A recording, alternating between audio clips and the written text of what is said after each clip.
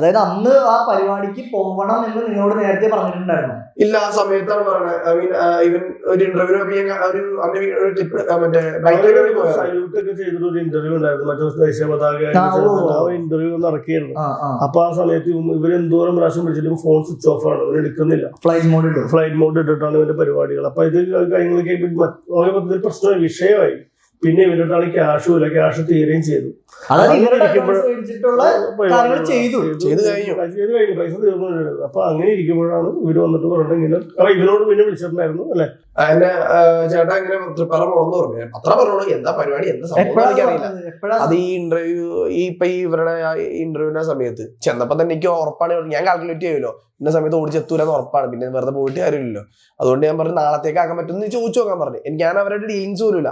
പിറ്റേ ദിവസമാണ് അവർ എന്നയിലേക്ക് കോള് വരുന്നതും ഞാൻ ഡീൽ ചെയ്യണതും പിറ്റേ ദിവസം. അപ്പൊ ഞാൻ പറഞ്ഞു ഞാൻ കൊണ്ടുവരാം, കുഴപ്പമൊന്നുമില്ല, ഞാൻ അവനെ കൊണ്ടുപോകണയാണ്, വിളിച്ചത് മലപ്പുറം വരെ കൊണ്ടുപോകണേ ഞാനാണ്. പിന്നെ ഈ തൃപ്രയാറ് പോകാൻ പറഞ്ഞു.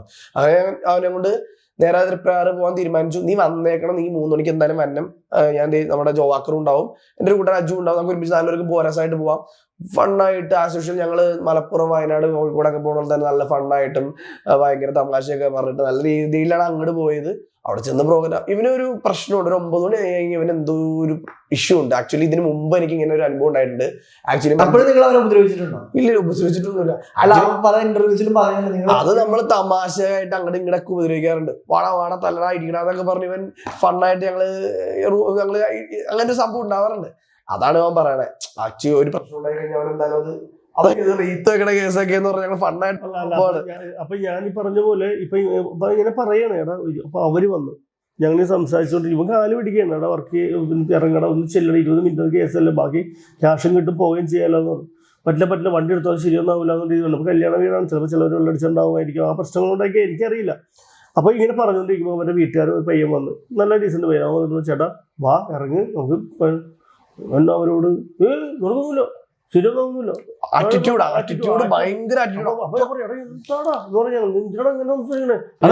അറ്റ്മോസ്ഫിയർ ഇഷ്ടപ്പെട്ടില്ല. അറ്റ്മോസ്ഫിയർ എന്താ, എല്ലാവരും ഭയങ്കര സ്നേഹം. ഇവനൊരാൾ പോലും ഇവരോട് മോശമായിട്ട് എല്ലാവരും ജെ പി എവിടെ ചെന്നാലും എങ്ങനെയാണ് ന്യൂസ് പേപ്പർ എവിടെ ചെന്നാൽ ആ രീതിയിൽ തന്നെ എല്ലാവരും ട്രീറ്റ് ചെയ്തിട്ടുണ്ട്. ഒരാൾ മോശമായിട്ട് ഉപദ്രവിക്കുക ഒന്നും ചെയ്തിട്ടൊന്നുമില്ല. അപ്പൊ ഇവന്റെ അടുത്ത് ഇങ്ങനെ പറഞ്ഞ് അപ്പൊ ഇങ്ങനെ പറയണ്. അപ്പൊ ഇവൻ ഞങ്ങളോട് എന്താണ് ഡീസന്റ് ആയിട്ടൊന്നും അവര് പൈസ കൊടുത്തല്ലേ ഇവന്, അഡ്വാൻസ് കൊടുത്തിട്ട് അവരെ പരിപാടി ഇങ്ങോട്ട് പറ്റുന്നില്ല, ഞാൻ BJP ആണ്, എനിക്ക് അറിയാൻ പാടില്ലായിട്ടാണ് ഞാൻ അപ്പോഴത്തേക്ക് അവൻ ഡയലോഗ് അടിച്ചു തുടങ്ങിയാണ്. ഞാൻ ഒറ്റ ആളാണ്, ഞാൻ എന്താണ് എൻ്റെ ഇന്ന സ്കൂളിന്റെ കാരിയസിന്റെ ടീച്ചറിന്റെ അടുത്ത് ചോദിച്ചു നോക്കി എന്നെ പറ്റി, ഞാൻ പഠിച്ച സ്കൂൾ ടീച്ചറിന്റെ അടുത്ത് ചോദിച്ചു നോക്കി ഞാൻ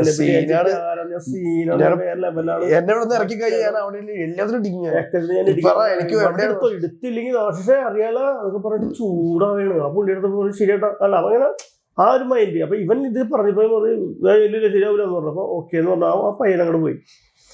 അപ്പൊ കുറച്ച് നേരം ഞാൻ എന്താടാ ഇടം ചെയ്യുന്ന വീണ്ടും ചോദിച്ചു, ആവശ്യം നടക്കൂലടാ എന്നുള്ള രീതിയിൽ ഇവൻ വെറുതെ ആവശ്യമില്ല. അതെ എന്താന്ന് നമുക്കിപ്പോഴും അറിയില്ല, ചൂടാവാണ്. അപ്പൊ പോന്നു ആ സമയത്ത് എന്താ വണ്ടി എടുത്ത് പോകാന്ന് അവര് വന്ന് ഡയലോഗായി വർത്താനമായി അടുത്ത വീണ്ടും വിഷയം. പൈസ കിട്ടിയില്ല.